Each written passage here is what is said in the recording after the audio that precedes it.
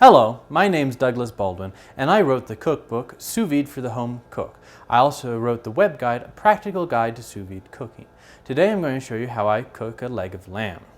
Now, you can vacuum seal the entire leg of lamb and cook it in a 130-degree water bath, 55 degrees Celsius water bath, for 24 hours.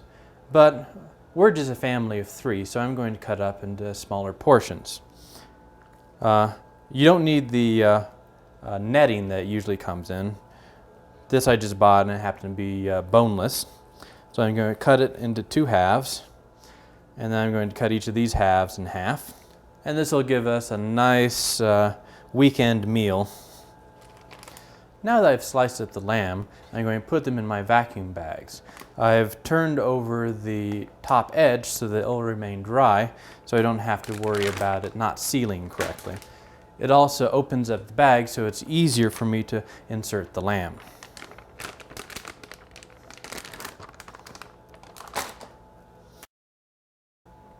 Hello, welcome back. I've now finished vacuum sealing the pieces of lamb. I use my chamber style vacuum sealer, but you can use your clamp style vacuum sealer or the Ziploc water displacement method that I've shown in some of the other videos. I'm now going to place them in the Sous Vide Supreme at 130 degrees Fahrenheit for 24 hours. I'm using this longer cooking time because often legs of lamb aren't particularly tender. By cooking at 130 degrees Fahrenheit for 24 hours, I'm going to convert much of the collagen that's in it, which is what makes it tough, into the much more tender gelatin. This is not unlike when people braise pieces of lamb, where at the higher temperature the collagen converts into gelatin much more quickly. At 130 degrees Fahrenheit, this conversion takes much longer. For convenience, I put a piece of leg of lamb in another water bath yesterday, and it's been cooking at 130 degrees Fahrenheit for 24 hours. And as soon as I make a mint pesto to go along with it, I'll take it out, blowtorch it, and then serve it. Welcome back. I'm going to make a mint pesto. The recipe is in my cookbook on page 92 to go along with the lamb.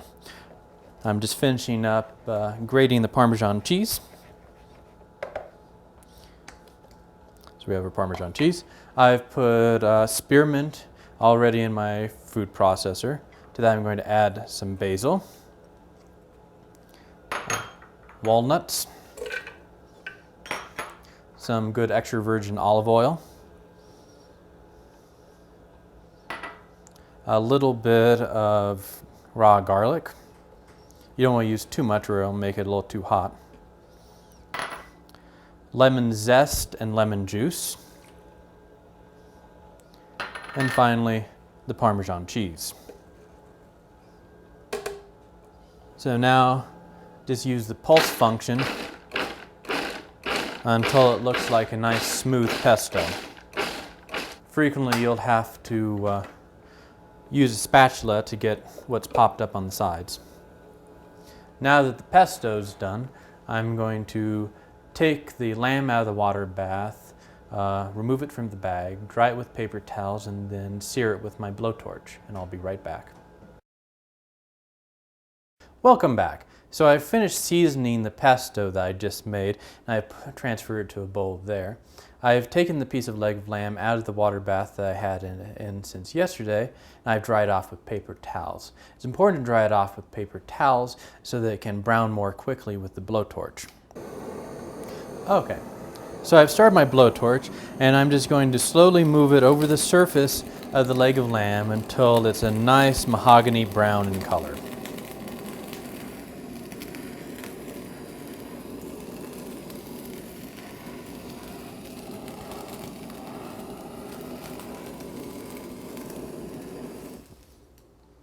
Okay, you can turn it off. So now that I've finished searing the lamb, I'm going to slice it and serve it with the pesto. You can see that even though it's cooked for 24 hours, because it was cooked at 130 degrees, it's still a nice pink, medium rare to medium. The texture is very much medium rare, very tender. The color is a little lighter because the color is associated not with just temperature but also with time. The longer it stays at temperature, or the slower it takes to get to a temperature, the paler it will be.